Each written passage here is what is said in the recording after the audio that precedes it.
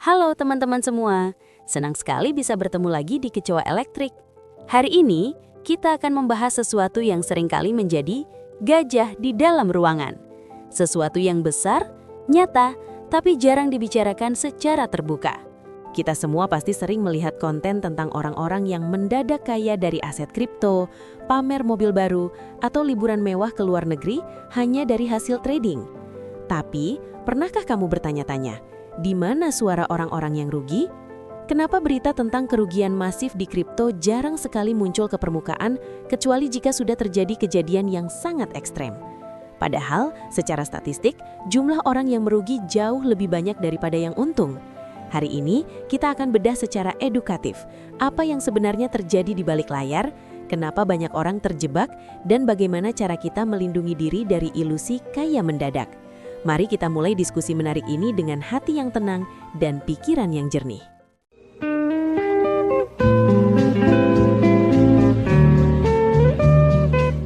Hal pertama yang harus kita pahami adalah kenapa berita orang rugi itu jarang terdengar. Secara sosiologis, ini disebut sebagai stigma kerugian finansial. Di masyarakat kita, kesuksesan dipamerkan dengan bangga, tapi kegagalan finansial seringkali dianggap sebagai aib atau kebodohan. Banyak orang yang kehilangan tabungan seumur hidupnya di kripto memilih untuk diam. Mereka merasa malu kepada pasangan, keluarga, atau teman-teman yang dulu mereka ajak bergabung. Kerugian di kripto tidak seperti kerugian bisnis konvensional yang terlihat fisiknya.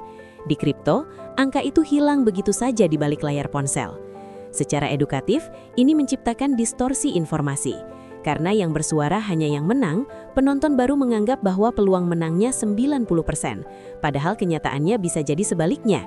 Kita harus sadar bahwa keheningan para pecundang ini adalah pengingat bahwa pasar finansial itu sangat kompetitif dan beresiko tinggi. Jangan sampai kita mengukur resiko hanya dari apa yang kita lihat di media sosial.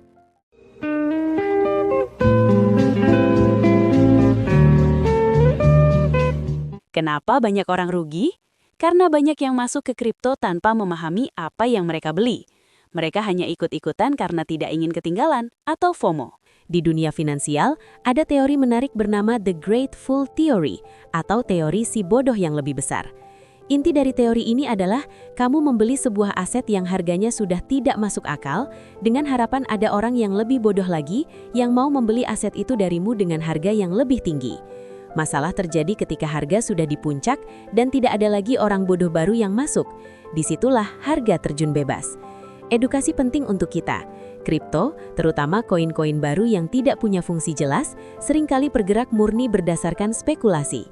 Banyak investor retail yang masuk di saat para pemain besar justru sedang bersiap untuk menjual aset mereka. Menemukan potensi diri dalam berinvestasi, artinya kamu harus paham nilai asetnya, bukan cuma ikut-ikutan tren yang tidak jelas ujungnya. Teman-teman, sebelum kita lanjut ke poin tentang para influencer, saya ingin memberikan catatan penting agar kita tetap objektif. Di Kecoa Elektrik, kita tidak bermaksud mengatakan bahwa kripto itu buruk secara keseluruhan. Teknologi blockchain adalah inovasi yang luar biasa. Banyak juga investor yang sukses karena mereka benar-benar belajar, disiplin, dan memiliki manajemen resiko yang sangat ketat. Namun, masalahnya muncul ketika investasi berubah menjadi perjudian karena kurangnya ilmu. Kita membahas ini bukan untuk menakut-nakuti, tapi untuk memberikan sabuk pengaman mental buat kalian. Ingat, tanggung jawab finansial sepenuhnya ada di tangan kita masing-masing. Investasi terbaik adalah investasi pada leher ke atas alias ilmu pengetahuan sebelum kamu meletakkan uangmu di meja pasar.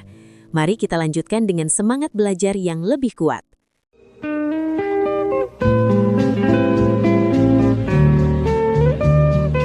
Ini adalah bagian yang cukup sensitif tapi perlu dibahas secara edukatif. Kenapa influencer terlihat sangat kaya dari kripto, padahal pengikutnya banyak yang rugi? Kita harus paham model bisnis seorang influencer. Seringkali, sumber kekayaan utama influencer bukan murni dari hasil trading yang kita lihat di layar, melainkan dari ekosistem di sekitarnya. Mereka mendapatkan penghasilan dari affiliate link atau komisi setiap kali kamu daftar dan trading, kerjasama dengan proyek koin tertentu untuk promosi, atau menjual kelas edukasi. Bagi mereka, tidak masalah harga koin naik atau turun, karena mereka tetap mendapatkan komisi dari aktivitas trading pengikutnya. Secara sosiologis, ini menciptakan distorsi informasi. Influencer memiliki jaring pengaman finansial yang kuat, sementara investor retail seringkali menggunakan uang sekolah anak atau uang sewa rumah untuk mencoba peruntungan. Jadi, jangan pernah membandingkan isi dompetmu dengan mereka yang memang berbisnis di atas platform tersebut.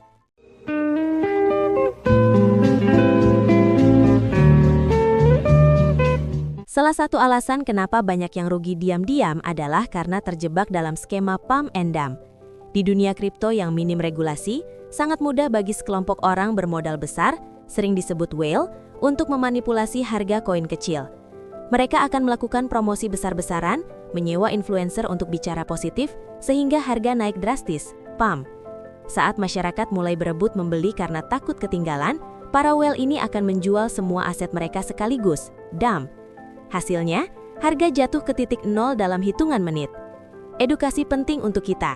Dalam skema ini, investor retail adalah likuiditas atau bahan bakar bagi orang kaya untuk menjadi lebih kaya. Tanpa pemahaman tentang analisis fundamental, kita hanya akan menjadi mangsa di lautan digital yang luas. Selalu pertanyakan, kenapa koin ini tiba-tiba naik? Apakah ada teknologi baru atau hanya sekedar omongan orang? Teman-teman, dunia investasi memang penuh dengan warna. Ada yang cerah dan ada yang gelap. Saya ingin tahu, apakah kalian punya pengalaman atau cerita tentang teman atau kerabat yang pernah curhat soal kerugian di dunia digital ini? Bagaimana cara kalian memberikan dukungan kepada mereka tanpa membuat mereka merasa rendah diri? Silahkan berbagi pemikiran kalian di kolom komentar ya. Mari kita jadikan channel Kecoa Elektrik sebagai tempat yang aman untuk bicara tentang kegagalan dan kesuksesan secara jujur. Jangan lupa klik subscribe dan bagikan video ini jika kamu merasa informasi ini bisa menyelamatkan 1 atau 2 orang temanmu dari investasi yang salah. Yuk, kita lanjut ke poin berikutnya.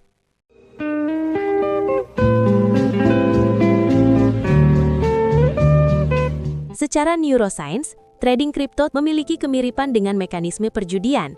Setiap kali kita melihat grafik hijau yang naik, otak kita melepaskan dopamin. Ini menciptakan rasa candu. Orang yang rugi seringkali terjebak dalam loss aversion. Mereka merasa sakit yang luar biasa saat kehilangan uang, sehingga mereka mencoba melakukan balas dendam kepada pasar. Mereka memasukkan lebih banyak uang lagi, dengan harapan bisa kembali ke titik impas atau break even. Inilah yang menyebabkan kerugian kecil bisa berubah menjadi kehancuran total. Secara edukatif, kita harus mengenali tanda-tanda adiksi ini. Jika kamu merasa cemas, marah, atau terus-menerus mengecek harga setiap 5 menit, itu artinya emosimu sudah dikendalikan oleh pasar. Menggali potensi diri dalam pengendalian emosi jauh lebih penting daripada belajar indikator teknikal apapun.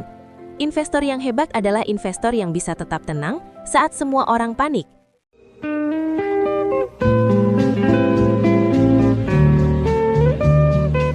Lalu, bagaimana caranya agar kita bisa tetap aman di dunia yang liar ini? Ada beberapa langkah yang bisa kamu ambil. Gunakan uang dingin. Hanya investasikan uang yang jika hilang 100%, gaya hidupmu tidak akan berubah sedikit pun. Diversifikasi nyata. Jangan taruh semua telurmu di satu keranjang digital. Miliki aset di dunia nyata, tabungan yang aman, dan baru sisihkan sebagian kecil untuk spekulasi. Pahami apa yang kamu beli. Jika kamu tidak bisa menjelaskan fungsi sebuah koin dalam 2 kalimat sederhana, jangan beli koin itu. Tetapkan batas berhenti atau stop loss. Jangan biarkan egomu berkata pasti naik lagi. Miliki rencana yang tegas kapan harus keluar sebelum kerugian makin dalam. Kesuksesan finansial adalah tentang bertahan hidup dalam jangka panjang, bukan tentang menjadi kaya dalam satu malam.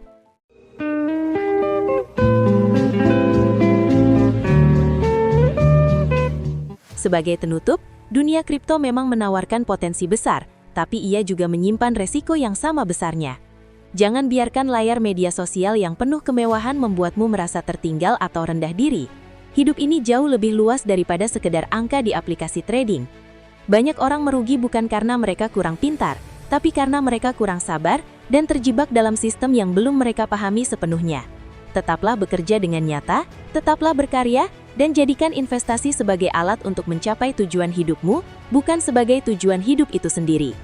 Terima kasih banyak sudah menyimak pembahasan di Kecoa Elektrik hari ini. Saya sangat menghargai semangat kalian untuk belajar dan melihat segala sesuatu dari berbagai sudut pandang. Tetaplah menjadi pribadi yang kritis, bijak, dan tentu saja tetap bahagia. Saya dari Kecoa Elektrik, tetaplah waspada, tetaplah belajar, dan sampai jumpa di video berikutnya. Salam sukses dan damai untuk kita semua.